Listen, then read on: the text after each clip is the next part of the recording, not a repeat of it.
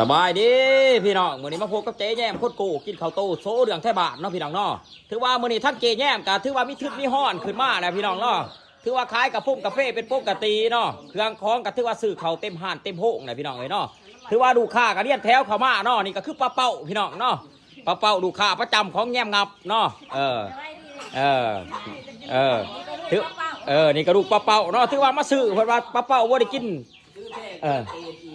ป้าเป้านี่บ่ได้กินกาแฟเจ๊แย้มมื้อนึงถือว่าสิป่วยสิโซ่ได้พี่น้องเนาะ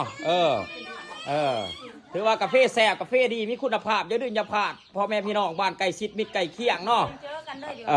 มาอุดหนุนซอยเจ๊แย้มเด้อพี่น้องเด้อถือว่าราคาบ่แพงพี่น้องเจ๊แย้มขายถุงหนึ่ง25,000 กีบเนาะพี่น้องเนาะถ้าพ่อแม่พี่น้องสนใจอยากกินกาแฟแซ่บกาแฟหอมกาแฟจากธรรมชาติจากปากซองคู่เพียงบริเวณเนาะก็สามารถเข้ามาแวะมาส้มมากินไหลเนาะพี่น้องเนาะราคาเป็นกันเองถือว่าเขตนครปากเซ่ซิดทงขึ้นไปเจ๊แย้มทรงพี่เด้อพี่น้องเด้อเนาะถือว่าทั้งเจ๊แย้มกับไรดูค่ามาเมื่อนี้ทั้งป้าเป้าเนาะหลายคนกับจิจักหนาจักตาป้าเป้าเนาะป้าเป้ากับคนในบ้านในสวนนี่แหละ